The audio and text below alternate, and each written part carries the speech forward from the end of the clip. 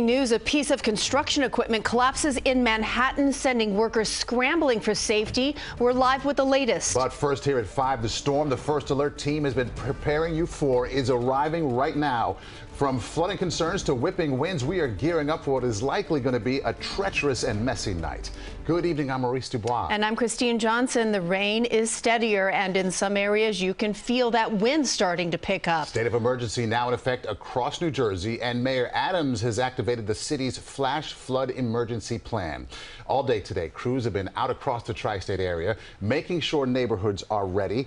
Utility crews have been clearing out storm drains, trimming trees, and the MTA is covering grates in the city to control flooding. Here's a live look now at the Lincoln Tunnel during the evening rush. Every now and then you can see the camera shaking from the force of those gusty winds. And now a live look down at the shore. This is Seaside Heights, courtesy of EarthCam. It's one of the many places where coastal flooding is a big concern. We've got you covered across the tri-state area, from New Jersey to Long Island and here in the city. Let's begin with Lonnie Quinn and the red alert forecast. Lonnie. Okay, well, the storm is with us. It's just going to get stronger. Whether you're picking up rain right now or you're experiencing those winds, they are gusts. It's going to get heavier in terms of rainfall, and the winds are going to get stronger as well. Now, take a look at this. It's rain for everybody. Had a little bit of snow north of the area. In fact, Pike County picked up almost 3 inches of snow, but Pike County has turned to rain. Sullivan is now rain. Little pocket of snow still lingers up around northern Ulster County. Unfortunately, you can see the rain snow line. It's pushing to the north. It's going to push throughout our area. It's going to push through the ski areas as well. Hunter, Wyndham, Bel Air, unfortunately, turning over to rain for you folks. Now, let's take a look at this, because we do see some heavier rain making its way in. It's around Philadelphia. This is moderate. There will be heavier rain behind that, but I want to talk about this. We're not into the bulk of this storm yet. We've already had a tree down in Middlesex County. Again, you'll be seeing more of that because your ground is basically mush, right? The structure is so compromised by all the rain that we've had. Now those winds which are kicking in are pushing trees down, possibly cracking limbs, and power outages are a concern. So here's my timeline for you. From right now until 8 p.m., it's a steady, moderate rain.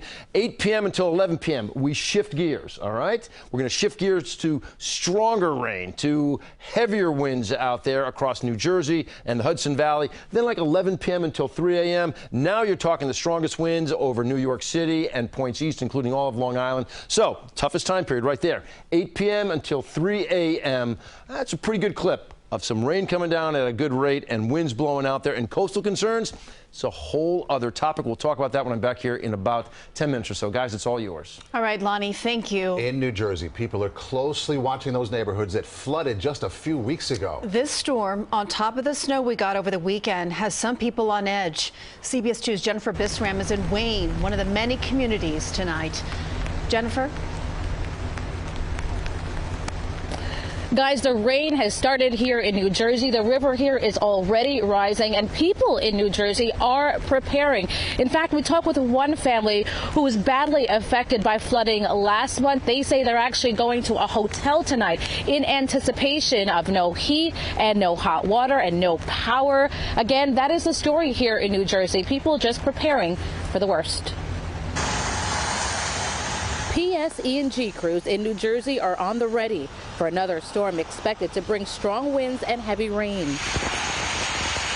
And some businesses in the area were closed Tuesday with signs on their doors like this one, closed due to impending weather. We're prepared for flooding, high winds. We're preparing from every aspect, from street closing to tidal. Our river is a tidal. We're in a tidal basin. Certainly the winds is going to be a factor tonight with the high tide, in conjunction with the high tide, and all the rain that is washing up through the streets and from the north. Neighboring towns are also preparing. New Jersey Governor Phil Murphy declared a state of emergency, which went into effect at 5 p.m. Some schools even closing early, fearing a repeat from last month's powerful coastal storm, where families were trapped in their homes and streets, cars, and basements were flooded. This is a bad area, so it does flood pretty regularly, and we got water in our basement in the school. Caused a lot of problems. So we're just hoping it's not going to happen again. In addition to rain and wind, melted snow from over the weekend is also a concern and could add to existing water levels. Officials in the town of Wayne say the request to open floodgates early was denied, but all emergency management offices are on call, including the state's Marine unit. In the meantime, New Jersey residents like 90-year-old John Radis say they're fed up with all of the flooding. We don't need any more floods in this area. And officials here in New Jersey are warning people to just stay off the roads, stay home if you can, and prepare to evacuate just in case. Fire officials say if your power does go out, do not use a generator inside of the home. We are live from Wayne, New Jersey. Jennifer Bisram, CBS 2 News. Okay, Jen, thank you. Our team coverage continues on Long Island, where Nassau County residents are ready for the stormy weather. CBS 2's Jenna DeAngelis live tonight on the South Shore in Freeport. Jenna.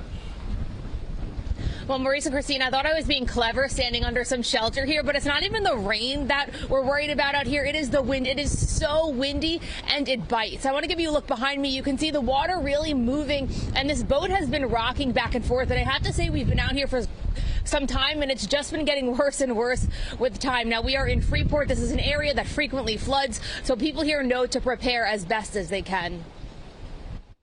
Flags whipping in the wind is a sure sign a storm is coming.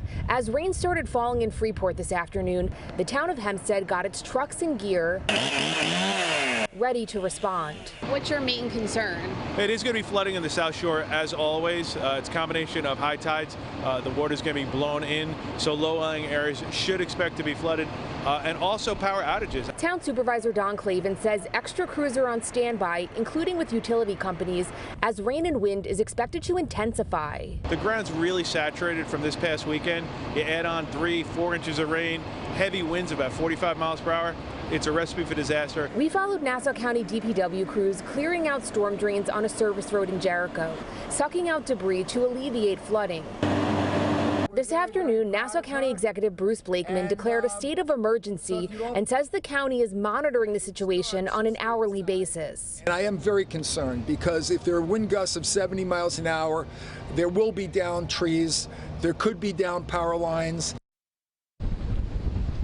The wind around the water here is really brutal. I can't imagine how it's going to get worse. Now, this is a note for LIRR commuters. The Long Island Railroad says they're going to have crews pre-positioned to respond to any weather-related emergencies. But, of course, if you are heading home tonight or for your morning commute, be sure to check your schedules before you head out and take it safe on the roads. We're live in Freeport, Long Island. Jenna DeAngelis, CBS 2 News. Good advice, Jenna. Thank you. A state of emergency also declared in Suffolk County, where residents are watching the waves. Officials worry there about beach erosion, and they're stockpiling sand in trouble spots. Coastal flooding is possible as the storm moves in. Fishing boats returning to port, and our Jennifer McLogan is monitoring the situation in Riverhead. We'll check in with her coming up at 6 o'clock. The MTA is trying to avoid those situations commuters dread the most during storms, the rush of water that's inundated subway stations in the past. CBS 2's Allie Bauman live in downtown Brooklyn with more on this angle. Allie? Christina, Maurice, doesn't it feel like every time it rains in New York, it pours in the New York City subway system? We've all seen those videos of what look like waterfalls just raining down on commuters who are waiting on the platforms.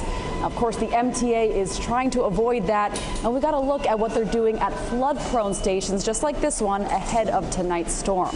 MTA top some of the most flood-prone underground stations across the city. There are dozens of these yellow mats here at the Borough Hall subway station. Their job is to keep the water out of the vented grates to prevent people from getting rained on when they're waiting on the platforms below. We also saw crews clearing out the subway drains within the station, an unenviable job.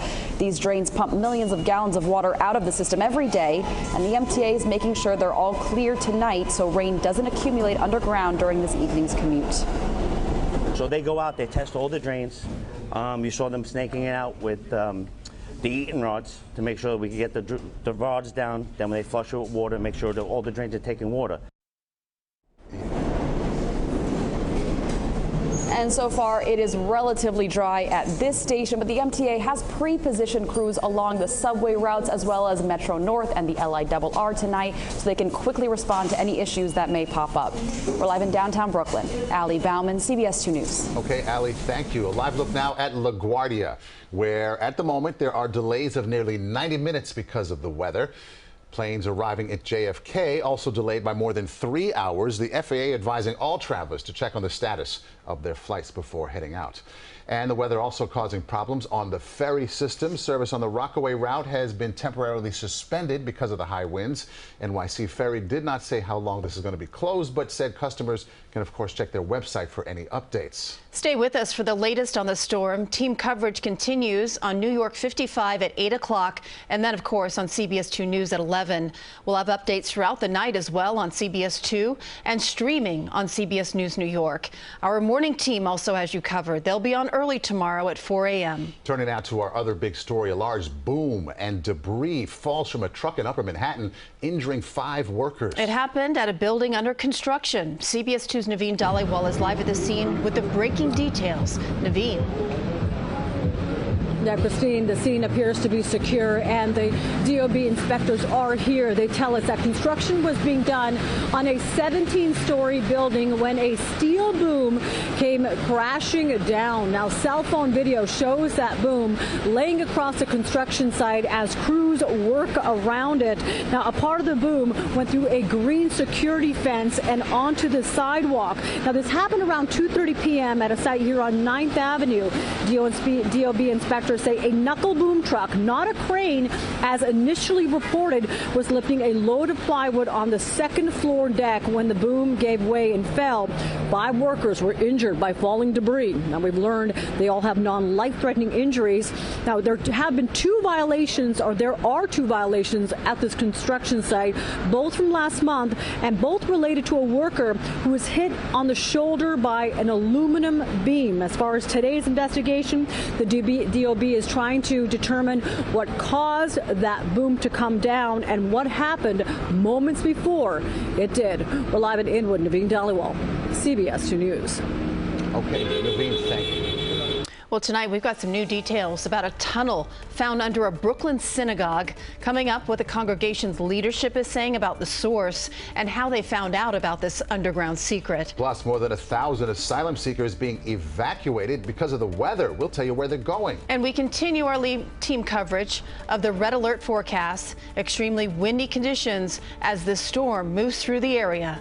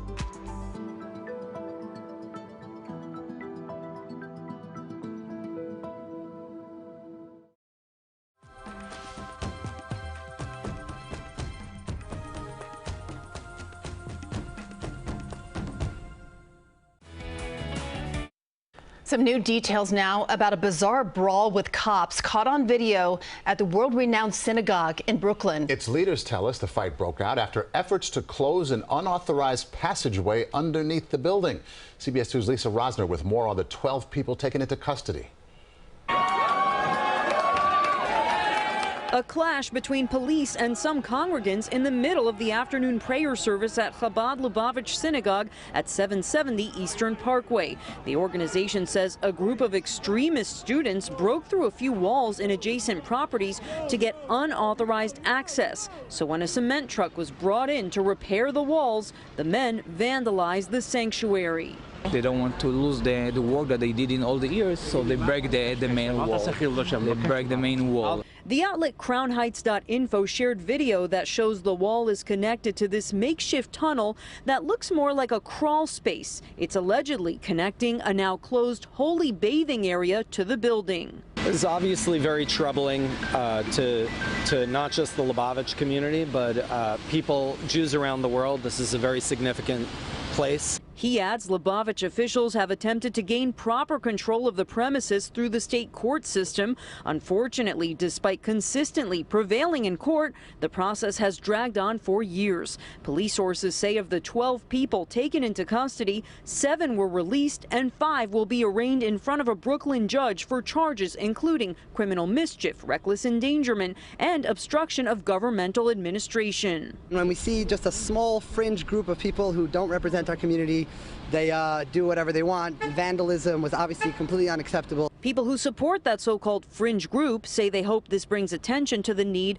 to expand the world headquarters. Do you support that? Yeah, sure. Thousands of people who come here the whole year, and there's no room. It's definitely very painful what happens, and how some people are not respecting the sanctity of the site. For now, the sanctuary remains closed. The chairman of Chabad says these actions will be investigated. In Crown Heights, Brooklyn, Lisa Rosner, CBS 2 News. Now to the migrant crisis in the city, and some of the migrants who've been living in city shelters were evicted today. They are part of the first wave of families with children impacted by the city's 60-day rule.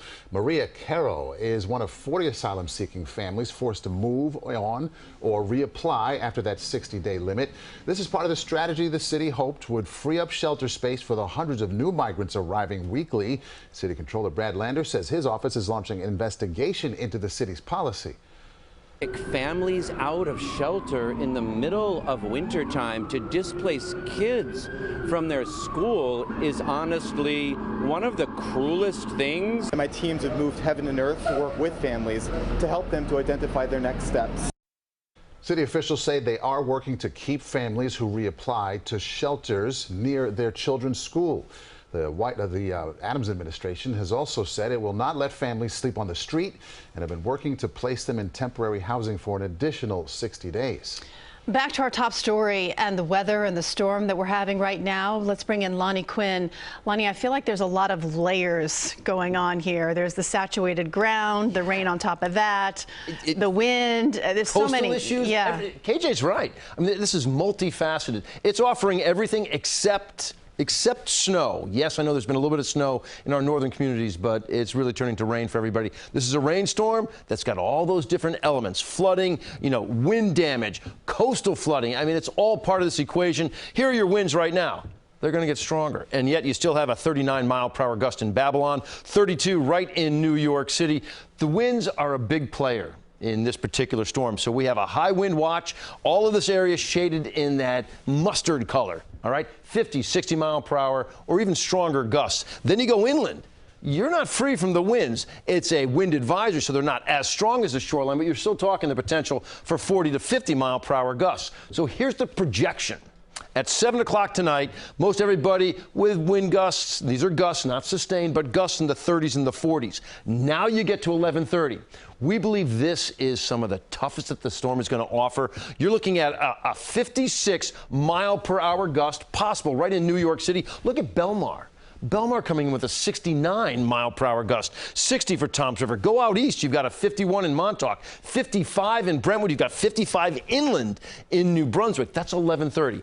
All the while, this wind is coming in right off the ocean, and now look what happens at 3 a.m. You still have that wind coming in off the water for places like Montauk, Riverhead with a 55-mile-per-hour gust. Now off to the west, this bright red line is basically the projection of the front itself. Behind the front, it's a westerly wind. We are much more concerned about that wind coming in off the water because that's what promotes coastal flooding. It actually pushes the water onshore. So if you live in our area and you have a coastline, you are under some sort of a coastal flooding concern out there. That's all the way through Wednesday morning. Particularly, we're watching the high tide cycle Wednesday morning, somewhere between 6 a.m. and 9 a.m. And keep this in mind. Insult to injury, right? I hate using that term. It's sort of overused, but it's an astronomical high tide tomorrow, meaning you have a new moon. It's going to be a full moon, right? So it makes that high tide higher to begin with, and now you're putting this on top of it. A tough situation, and we have not addressed yet the river flooding. I'm going to give you an update on that from the National Weather Service and the projections for what our rivers will be doing because, look, they're going to respond. They're already starting to respond. Guys, it's all yours. All right, Lonnie, lots to cover. Thank you. Yeah, still ahead here tonight, from safety to congestion pricing. Governor Hochul talks about the top issues for New Yorkers in her State of the State. And we speak to a family that survived a deadly fire at a Bronx apartment building. How the community is now preparing so this never happens again. And our live team coverage continues as a heavy rain is coming our way, bringing the risk of flooding. Our crews in Westchester are working to keep the lights on.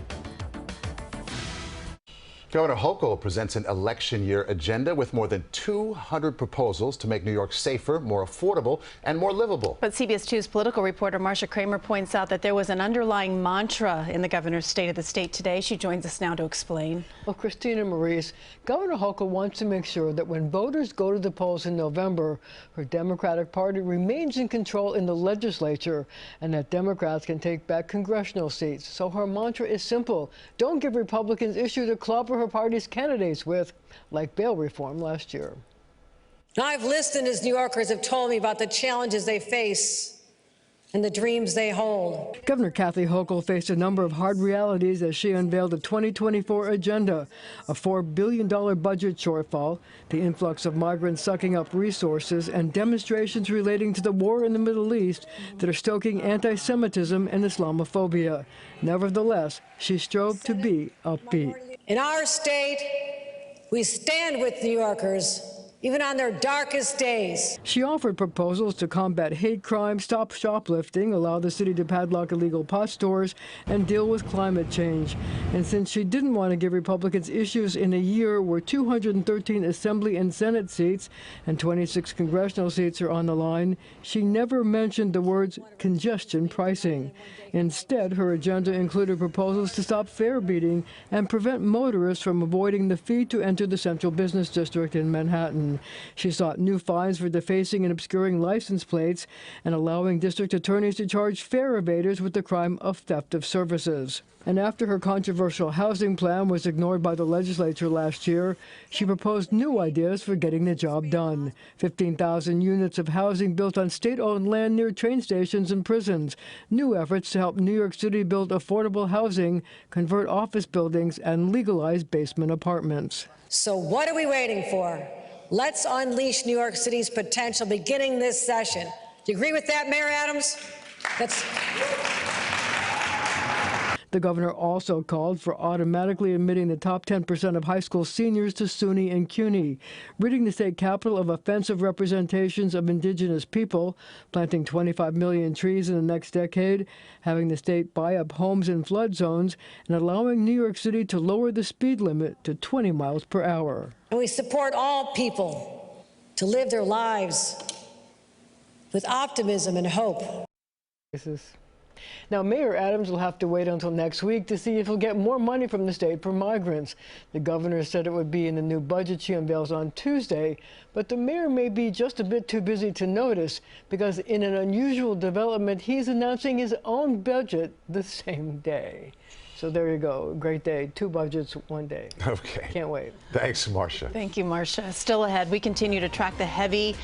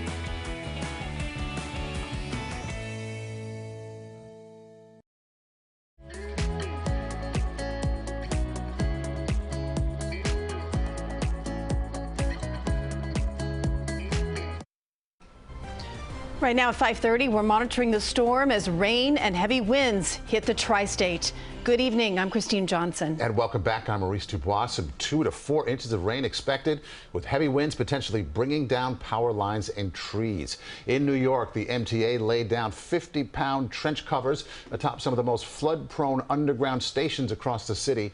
In New Jersey, a state of emergency is now underway and in effect. Officials warning people to stay off the roads and prepare to evacuate just in case. We have team coverage on the storm's impact here tonight. Nick Calloway spoke to families in New Jersey trying to get out ahead of the heavy rain. Zinnia Maldonado live in Brooklyn, where asylum seekers had to be moved out of Floyd Bennett Field.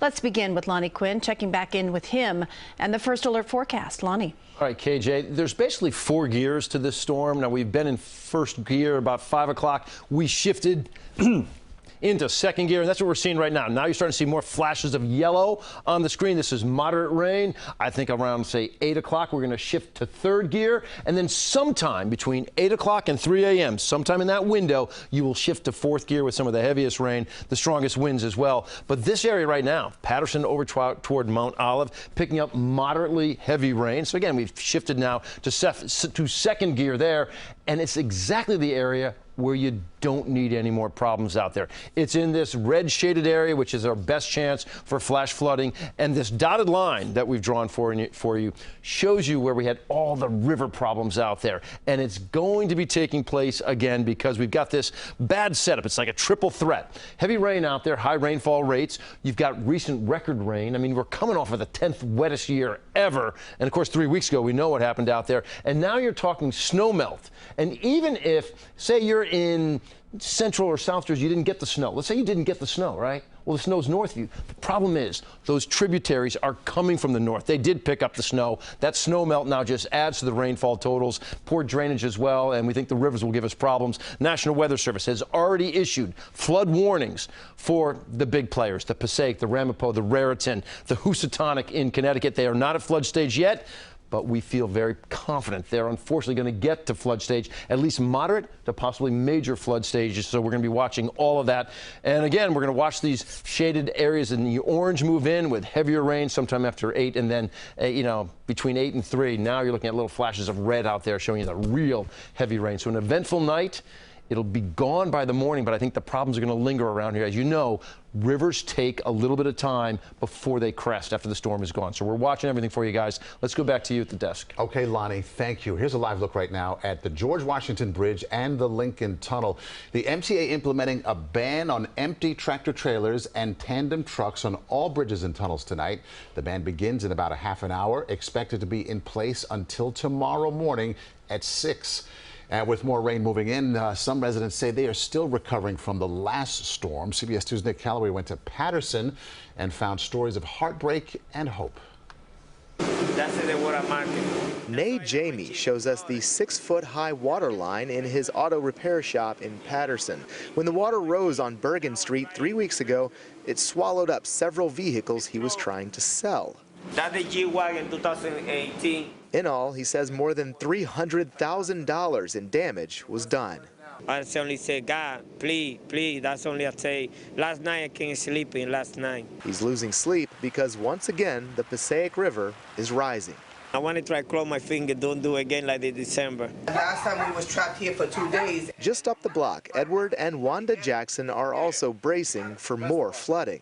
It was crazy. I never seen nothing like that. Back in December, the water rose quickly here on Bergen Street, surrounding the Jacksons' home. The water line is still visible here on their fence. Edward uses a wheelchair, and he needed dialysis. I couldn't get out, so we called the fire department.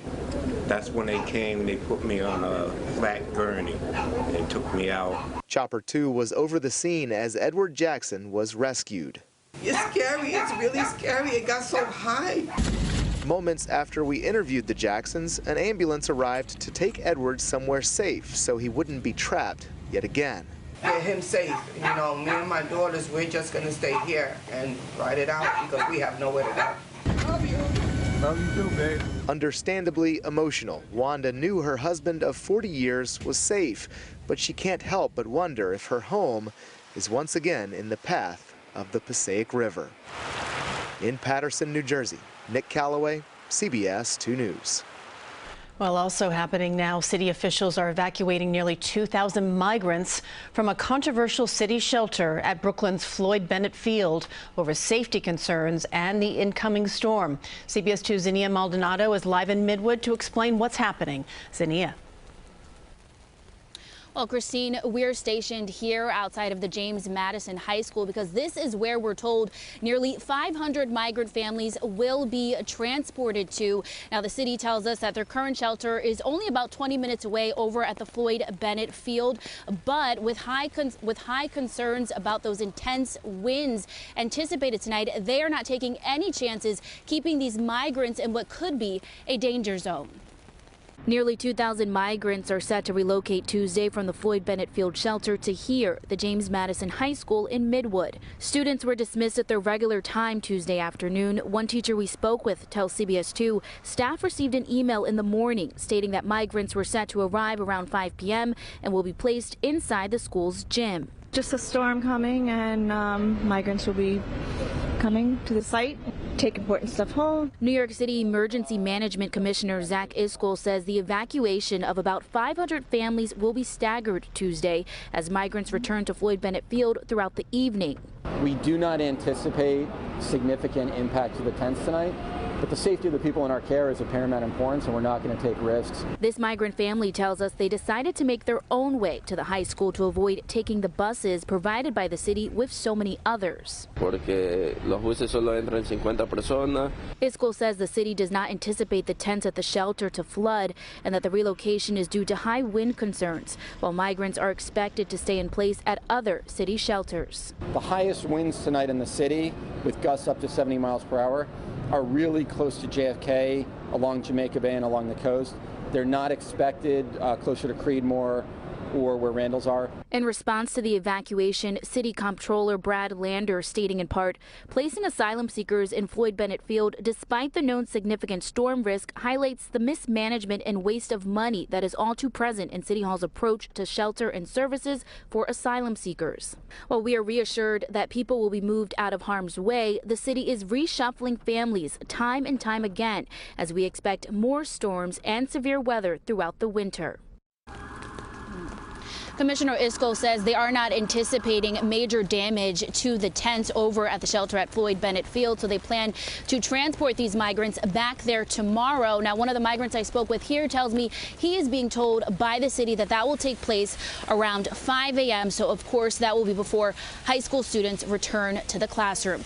We're live from Midwood, Brooklyn. Zinnia Maldonado, CBS 2 News. All right, Zinnia, thank you. And do stay right here on CBS 2 for the very latest on the storm. Team coverage continues on New York 55 at 8 p.m. and then at 11 on CBS 2 News. We'll have updates throughout the night as well on CBS 2 and streaming on CBS News New York. Still ahead here, it was the deadliest fire in the city in decades. I thought I'm going to lose myself, my family. I thought I could not make it. We will hear one family's story of survival and also a look into the community in the Bronx that is proactively tackling fire safety.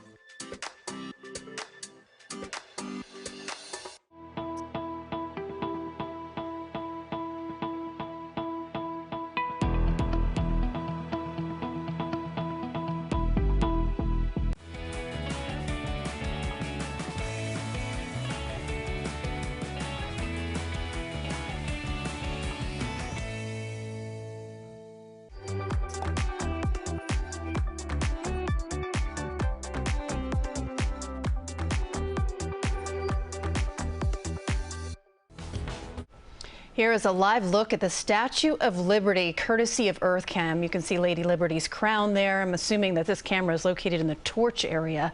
Now, due to the storm, the structure and also Ellis Island are closed early, with a delayed opening scheduled for tomorrow. The first visitor sale from Battery Park will be at 10:10 a.m.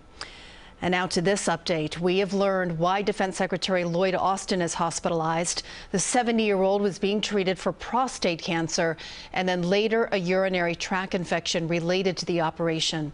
Austin was admitted to Walter Reed National Military Medical Center on December 22nd for the surgery and then developed an infection in a week. Senior administration and defense officials were not told about this for days, about the hospitalization and also his cancer. Secretary Austin has taken responsibility for the issues with transparency, and the department is taking immediate steps to improve our notification procedures. Well, today, the White House Chief of Staff ordered cabinet members or secretaries to notify his office if they cannot perform their duties. The Pentagon has also announced its own internal review. In a hospital statement, doctors say that Austin's cancer was detected early and his prognosis is excellent. Senator Bob Menendez says he intends to prove his innocence in the Justice Department's bribery scheme case against him. On the Senate floor today, Menendez addressed a second superseding indictment unsealed last week, accusing him of accepting expensive gifts in exchange for making favorable comments about Qatar. The sensationalized allegations are now creating a rising call for my resignation, despite my innocence, and before a single piece of evidence has even been introduced in a court of law. The United States Attorney's Office is engaged not in a prosecution, but a persecution. Menendez and his wife Nadine are charged with 4 counts related to an alleged bribery scheme to benefit 3 businessmen and Egypt's government. They have denied any wrongdoing. Secretary of State Antony Blinken is on a mission aimed at preventing the Israel-Hamas war from escalating across the Middle East. Blinken said South Africa's genocide case against Israel is a distraction. The charge of genocide is meritless. It's particularly galling, given that those who are attacking Israel, Hamas, Hezbollah, the Houthis, as well as their supporter Iran, continue to openly call for the annihilation of Israel and the mass murder of Jews. Several other countries in the Middle East this week and said that many countries in the region are ready to invest in the future of Gaza, but only with a clear pathway to a Palestinian state. And it turns out that Sinead O'Connor died from natural causes. A coroner released the cause of death today. The singer-songwriter was found unresponsive in her London home last July. The Grammy-winning singer was best known for her 1990 cover of Prince's song, Nothing Compares to You. O'Connor was 56 years old. It's dry January and there is more non-alcoholic options than ever before. We'll take a look at some of the top zero-proof beverages out there. And a live look tonight, Wayne, New Jersey. The rain is coming down. Lonnie Quinn back with a check of our red alert forecast. First, here's Otis with a check of what's coming up at 6. Oh. Yeah, when it comes to taking pictures, we know it's all about perspective and angles. The net players looking almost as tall as the Eiffel Tower in a photo op. They're in Paris for the NBA's Global Games. They will play the Cleveland Cavaliers on Thursday.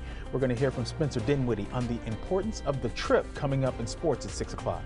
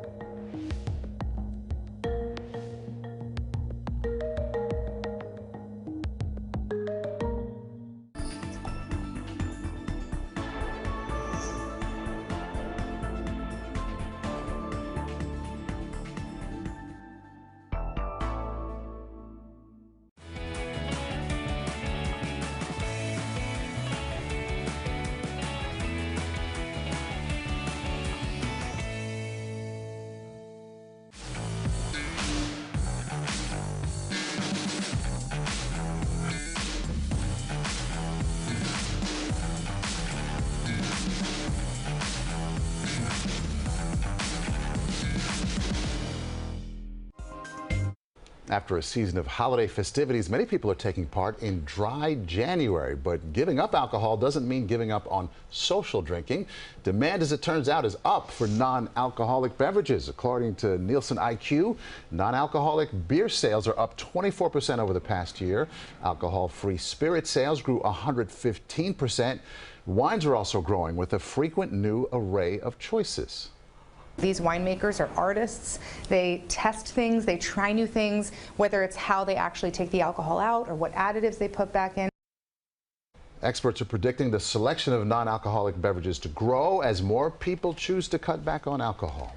We continue to closely monitor the rain and the winds moving across the area. The Verrazano Bridge has now barred trailers, motorcycles, step vans, cars, and pulling trailers, also minibuses. That's in addition to the restrictions on the George Washington Bridge and the Lincoln Tunnel that you mentioned earlier. That's right. A lot of wind we're talking about. Lonnie Quinn is here with a multi-layered storm heading our way and upon us right now. It's so much to talk about. It's all starting right now, but I want to stress the fact that, look, we've already had trees come down. We're going to be seeing more of that.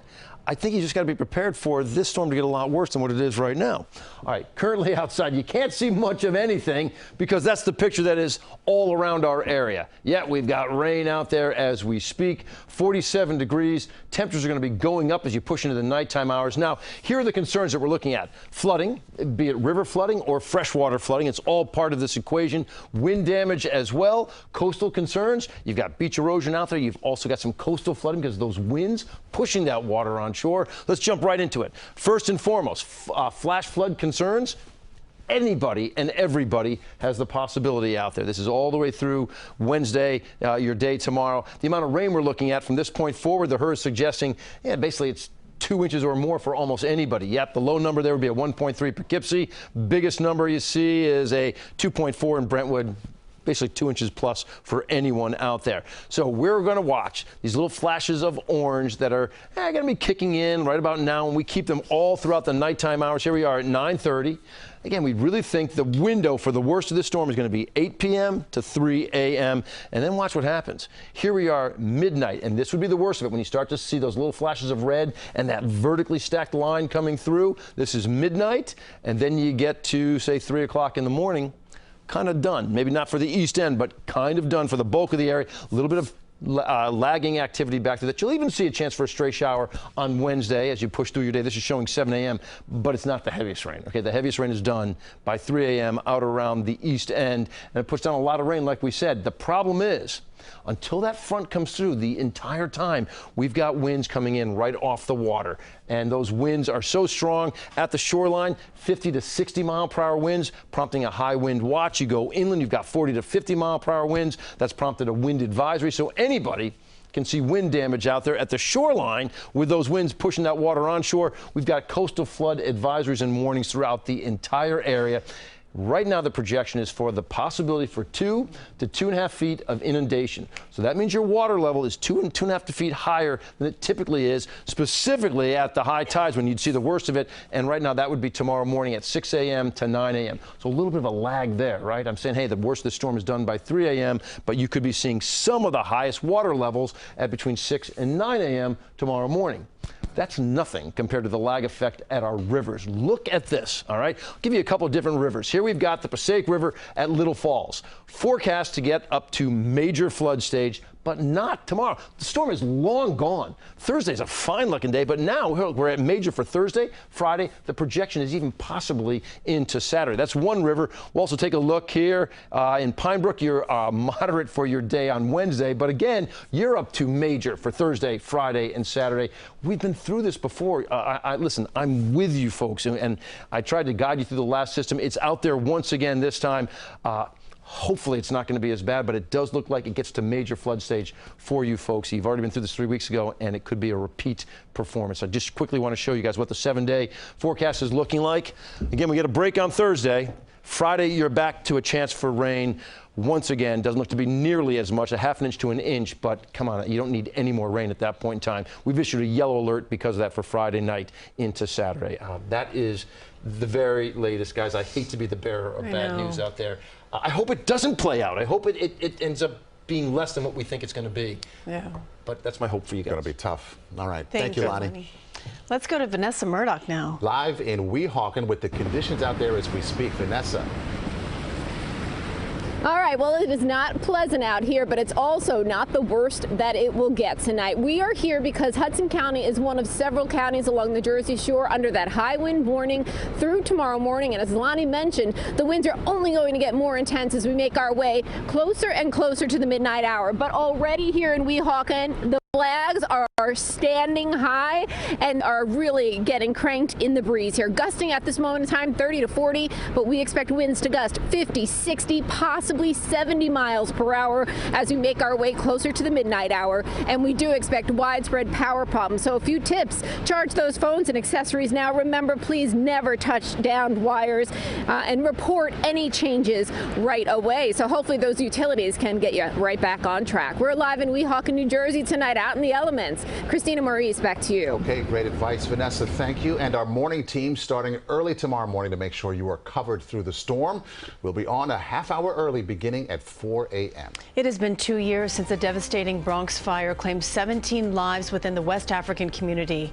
We will take a look at how local organizations took proactive steps to enhance fire preparedness. And then on CBS 2 News at 6, it's Governor Murphy's turn to share the state of the state, how New Jersey lawmakers are responding to his speech.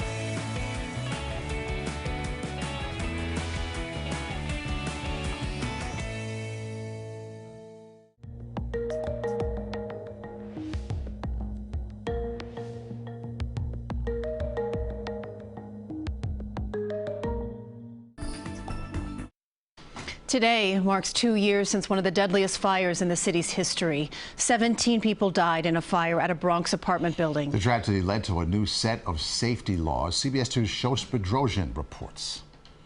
I thought I'm going to lose myself, my family. The traumatic moments of January 9th, 2022 are forever in the minds of Stefan Bovogui and his family. If I'm walking, either driving, when I park in front of Twin Tower, I would just be thinking that. Bovogui, his wife, and 2 young children managed to escape their apartment when fire erupted at Twin Parks Northwest in Fordham Heights. The fire killed 17 people, including 8 children. The whole entire hallway, you can't see nowhere. Could I see I was even bleeding from my blood, my teeth. Officials determined the cause to be a malfunctioning space heater, but faulty self-closing doors caused smoke to spread rapidly throughout the building. All the victims were of West African descent and died from smoke inhalation. These are the people that we serve. Our food pantry program, they come there, populations from that building. Groups like Gambian youth organizations sprang into action when tragedy struck, helping displaced residents. Meanwhile, local organizations say they saw a need in this community when it came to fire safety training. Although the fear of fire lives with the Bovogui family, Baba Inc. is providing them training so they have an escape plan. Our community, we are West African and we're Muslim, and sometimes we don't have the same support as traditional Americans do. The Bovogui family now lives in a brand new apartment, but the memories of the lives lost always stays with them. This family story, they just skirted death. All of these beautiful people that we met this evening might not have been here with us if they took a wrong turn. In Melrose, the Bronx, Shosh Bedrosian, CBS 2 News. Thank you for joining us for the news at 5 today on CBS 2 and streaming on CBS News New York. I'm Christine Johnson. I'm Maurice Dubois. The news at 6 starts right now with Dana Tyler and Dick Brennan. This is CBS 2 News at 6. Right now at 6, tracking the risk of flooding as another storm moves through, this one bringing heavy rain. The precautions in place from Long Island to New Jersey, where a state of emergency is now in effect. Developing tonight, workers injured by debris that fell from a Manhattan high-rise. What we're learning about conditions at the construction site. Good evening. I'm Dana Tyler. And I'm Dick Brennan. We begin with the storms moving through right now. New Jersey is under a state of emergency as heavy rain brings the risk of flooding. Travelers are seeing major delays at JFK Airport due to rain and wind, with arriving flights running 3 hours behind schedule. And the city has a travel advisory in place. Mayor Adams activated the flash flood emergency plan. We have live team coverage across the tri-state area. Jennifer Bisram is in New Jersey, tracking rising river levels there. Jennifer McLogan is monitoring flooding on Long Island, and John Diaz is in Mamaroneck, where Con Ed crews are preparing. We begin with Lonnie Quinn in the Weather Center, tracking the forecast. Lonnie. All right, guys.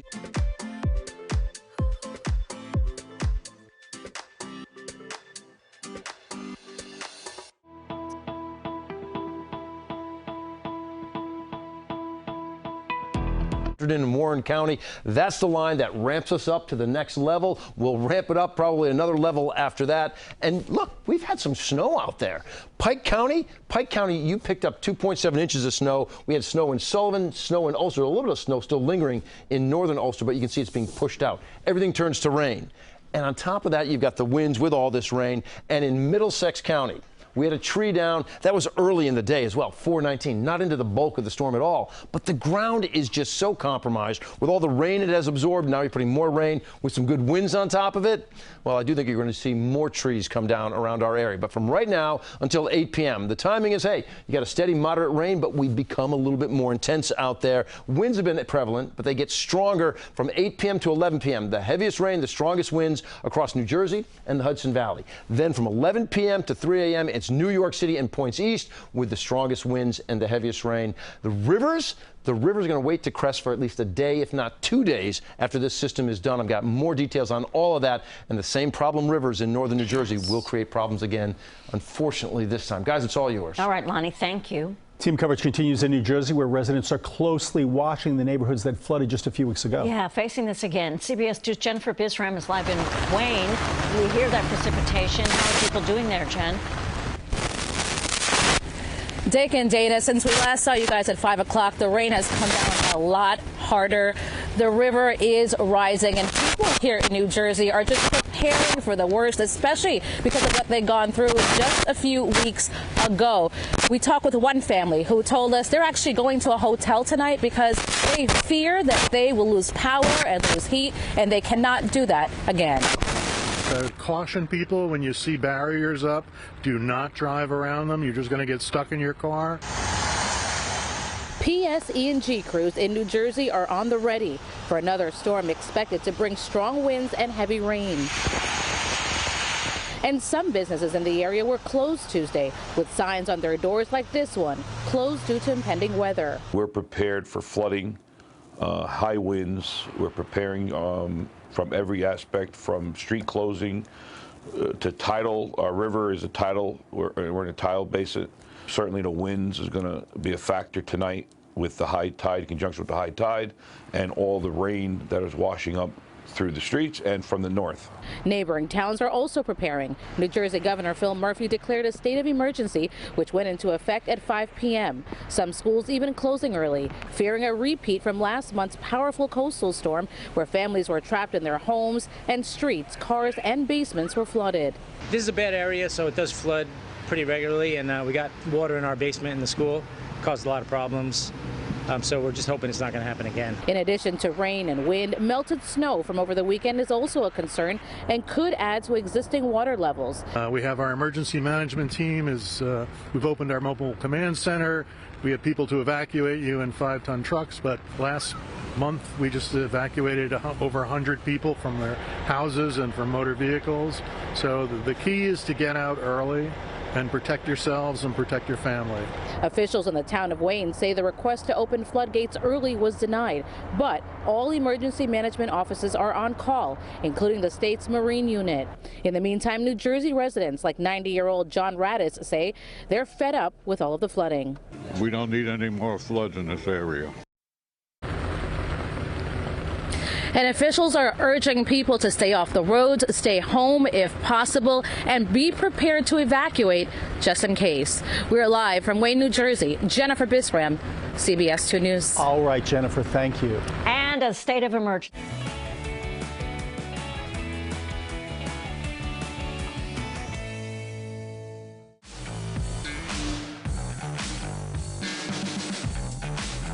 Since early afternoon, Long Island has rivers too. Behind us is the Peconic, the longest river on Long Island, and it is rising. We also charted and tracked vulnerable areas along the oceanfront too, where intense winds are an issue. With sea.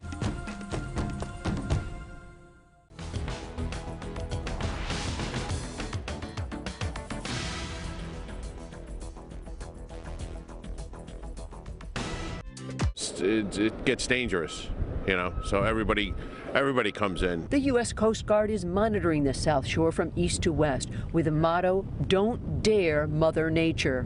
Already erosion is evident. The constant storms, the back-to-back, the wind and the rain, it definitely makes it tough. With a state of emergency declared in Suffolk County, school districts may alter Wednesday plans. Signs are up reminding drivers to stay off flooded roads.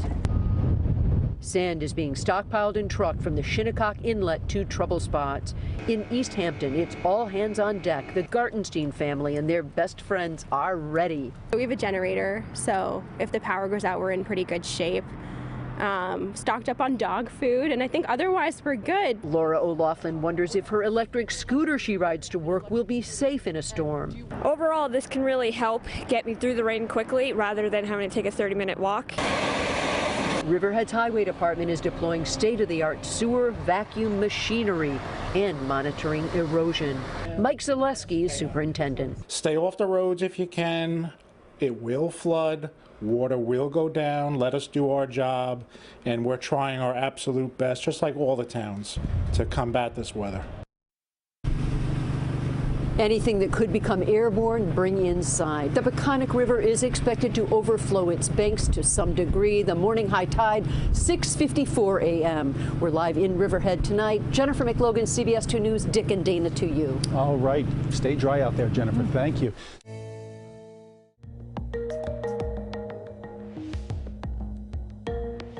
Workers have been laying down.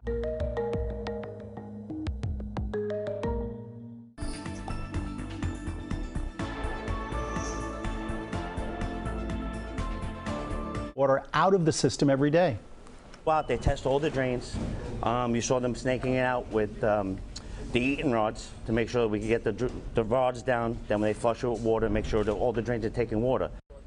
Crews are pre-positioned along the subway lines, Metro North and the LIRR, to respond to any issues that pop up tonight.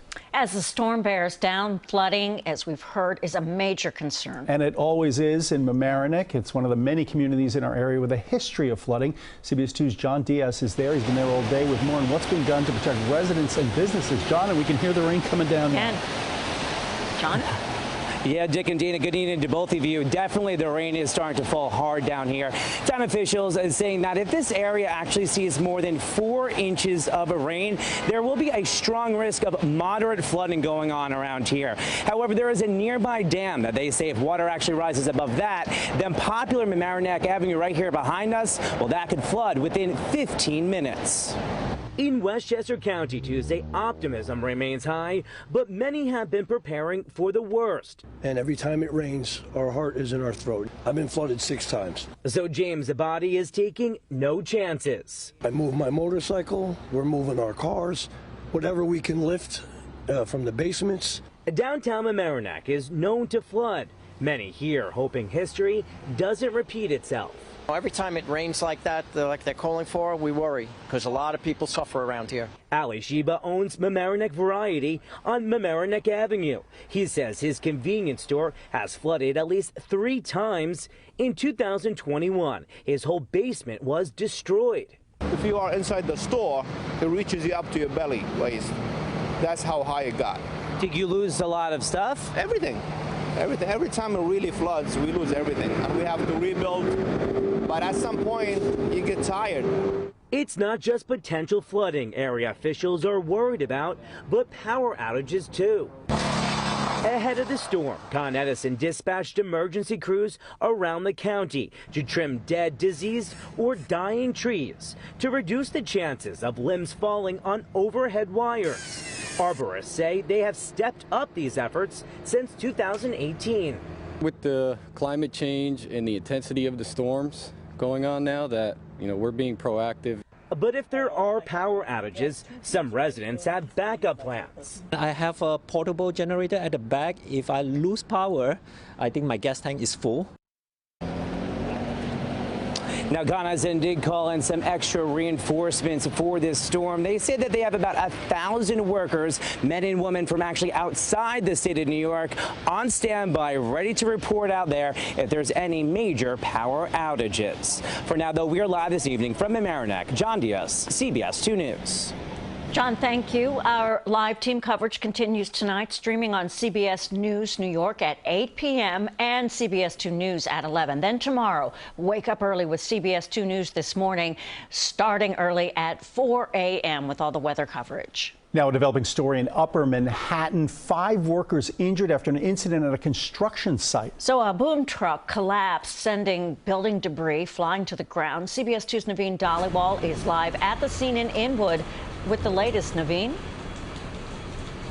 Yeah, Dana, the scene is secure, and now DOB inspectors are trying to determine how this boom came crashing down. Now, investigators say work was being done on a 17-story building here at a site in Inwood on 9th Avenue when that boom on a truck came down around 2:30 p.m. Now, cell phone video shows a large steel boom laying across the construction site as crews work around it. Now, a part of the boom went through the green security fence and onto the sidewalk on 207th Street. DOB inspectors say a knuckle boom truck, not a crane as initially reported, was lifting a load of plywood on the 2nd floor deck when the boom gave way and fell. 5 workers were injured by falling debris. Now, we've learned they all have non-life-threatening injuries.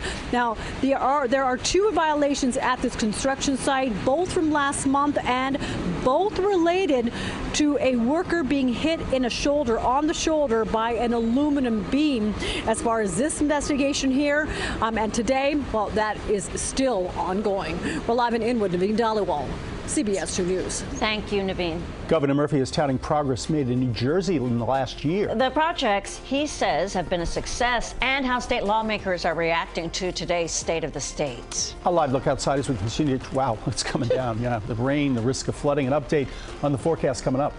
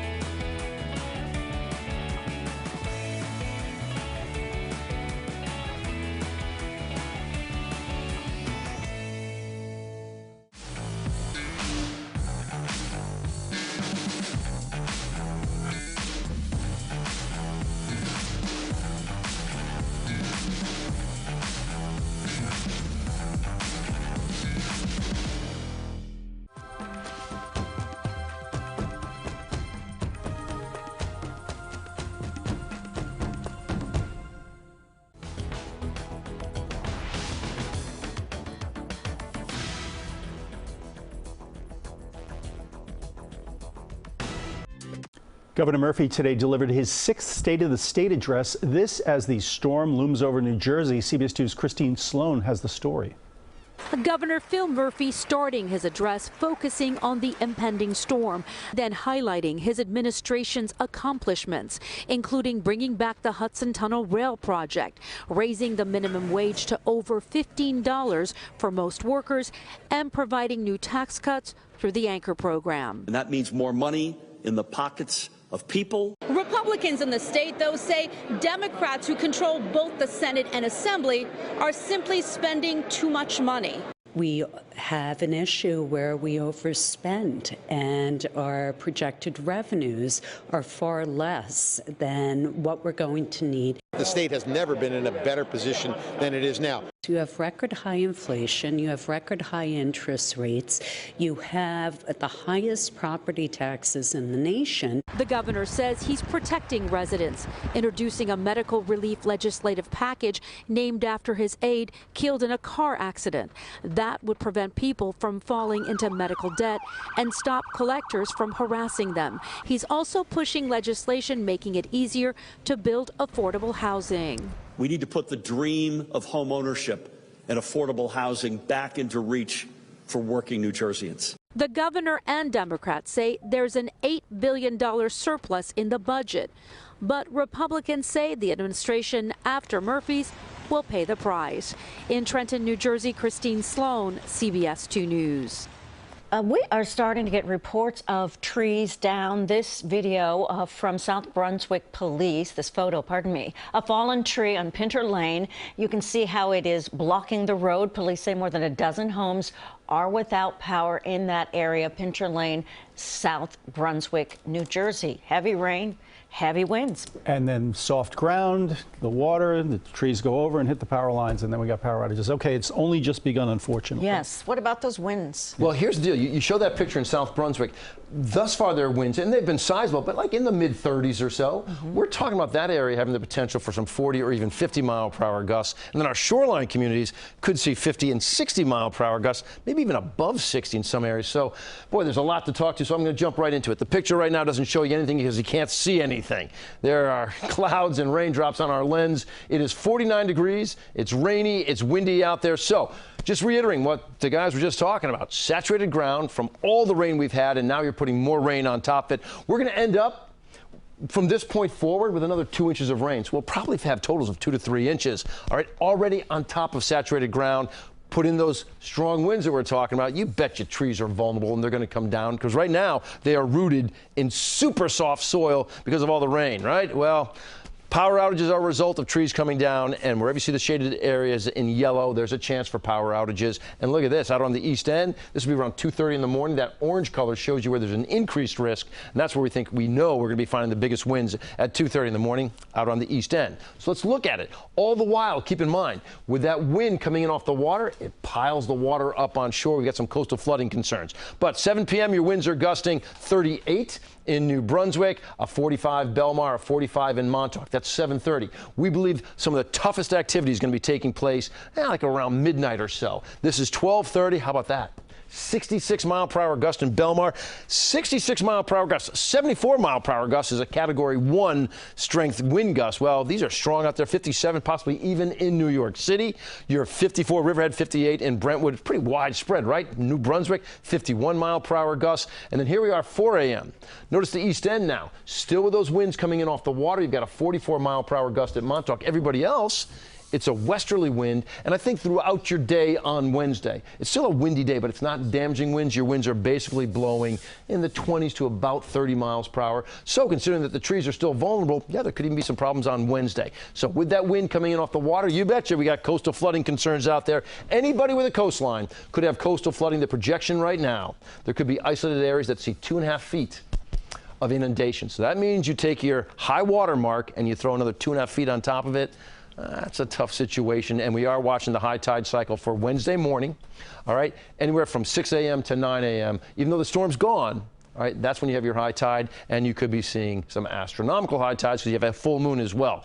Here's where we see the heaviest rain now. It stretches anywhere from Pike County all the way down to Monmouth County. It is making its way through the city up into Bergen County as well, and here's how it's going to play out. All right, this is 9 o'clock. You see a lot more of that orange flashing on the screen. You're into the bulk of this at midnight. Look at that squall line right up and down the Jersey Shore. And then you're going to get to, say, 2, 3 o'clock, 4 o'clock in the morning. It's out on the east end. Some trailing activity, but it becomes much lighter for everybody as you push through your day.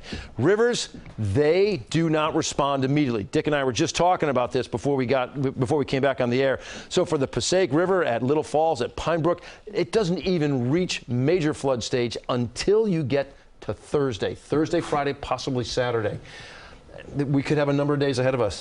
Hopefully not as bad as last time, but it is out there. The possibility's there, guys. Yeah, gotta be careful. Yeah, at least we're preparing. It seems to be more prepared this time than last time. Yeah, we certainly are getting the word out to everybody. They can move their cars to higher ground, things like that. But if you haven't done it yet, boy, you get on the stick, gang. All right, and let us know what conditions are like in your neighborhood. Take photos and videos when you can do so safely, obviously, and send them to CBS2 by scanning the QR code on your screen.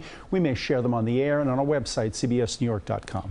Otis Livingston here now with what's ahead in sports. Otis. All right, Nets taking their game across the pond to Paris, continuing the NBA's global initiative. And after winning the national championship last night, Jim Harbaugh has climbed to the top of his profession, and the controversial head coach has improved his standing where it really counts, with his family. That and more coming up after the break. And the CBS Evening News just minutes away. Here's Nora with a first look. Nora. Hey, Dick and Dana. Our report on a new study that revealed hundreds of thousands of nanoplastics could be in the water you drink. The concern about plastic bottles, those headlines and more here on the CBS Evening News.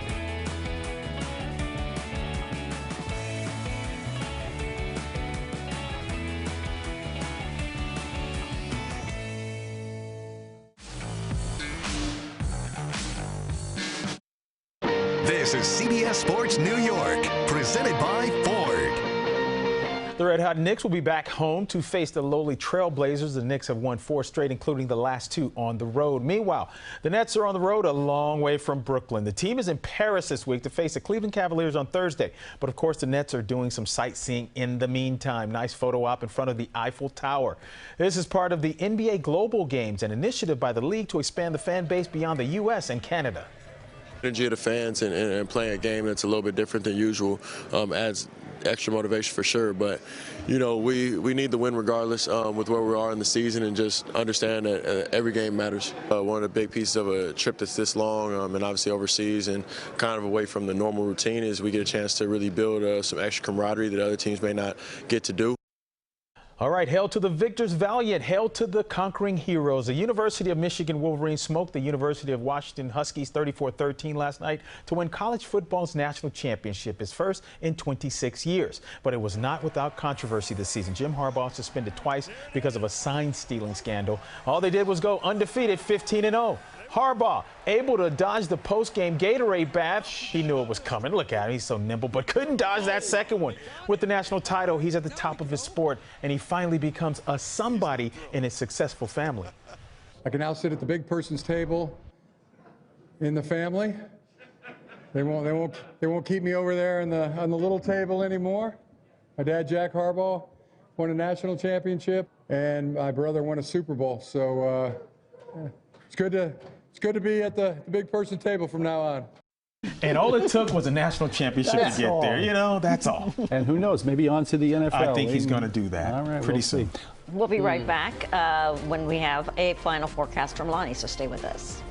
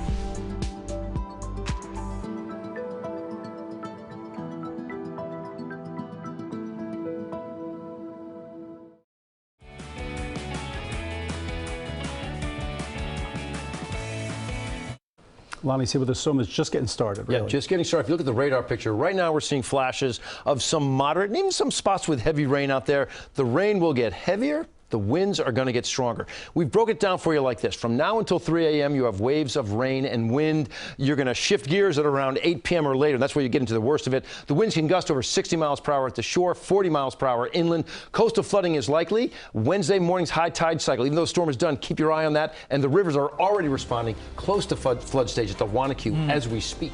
As we speak, we're out of time. Thank you. Thank you, Lonnie. Good night.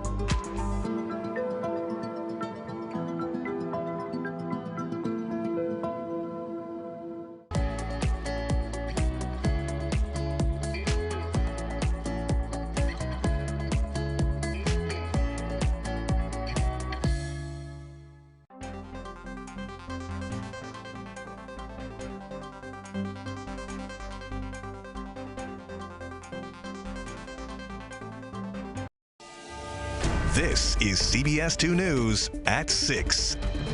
Right now at 6, tracking the risk of flooding as another storm moves through, this one bringing heavy rain. The precautions in place from Long Island to New Jersey, where a state of emergency is now in effect. Developing tonight, workers injured by debris that fell from a Manhattan high-rise. What we're learning about conditions at the construction site.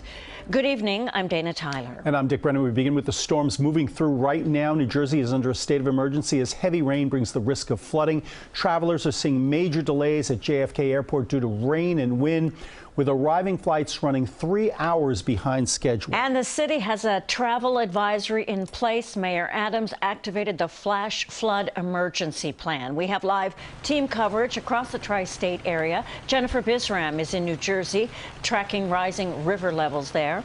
Jennifer McLogan is monitoring flooding on Long Island, and John Diaz is in Mamaroneck, where Con Ed crews are preparing. We begin with Lonnie Quinn in the Weather Center, tracking the forecast. Lonnie. All right, guys, you talk about the airports. The airports have a long night ahead of them because the rain is going to get heavier. We're starting to see some of the heaviest move in right now. Let's zoom in a little tighter. It's not the heaviest, all right, but we've had a lighter rain up until now. Those little flashes of orange now in Hunterdon and Warren County. That's the line that ramps us up to the next level. We'll ramp it up probably another level after that. And look, we've had some snow out there. Pike County, you picked up 2.7 inches of snow. We had snow in Sullivan, snow in Ulster, a little bit of snow still lingering in northern Ulster, but you can see it's being pushed out. Everything turns to rain. And on top of that, you've got the winds with all this rain. And in Middlesex County, we had a tree down. That was early in the day as well, 4:19, not into the bulk of the storm at all. But the ground is just so compromised with all the rain it has absorbed. Now you're putting more rain with some good winds on top of it. Well, I do think you're going to see more trees come down around our area. But from right now until 8 p.m., the timing is, hey, you got a steady, moderate rain, but we've become a little bit more intense out there. Winds have been prevalent, but they get stronger from 8 p.m. to 11 p.m. The heaviest rain, the strongest winds across New Jersey and the Hudson Valley. Then from 11 p.m. to 3 a.m., it's New York City and points east with the strongest winds and the heaviest rain. The rivers are going to wait to crest for at least a day, if not 2 days, after this system is done. I've got more details on all of that. And the same problem rivers in northern New Jersey will create problems again, unfortunately, this time. Guys, it's all yours. All right, Lonnie, thank you. Team coverage continues in New Jersey, where residents are closely watching the neighborhoods that flooded just a few weeks ago. Yeah, facing this again. CBS 2's Jennifer Bisram is live in Wayne. We hear that precipitation. How are people doing there, Jen? Dick and Dana, since we last saw you guys at 5 o'clock, the rain has come down a lot harder. The river is rising, and people here in New Jersey are just preparing for the worst, especially because of what they've gone through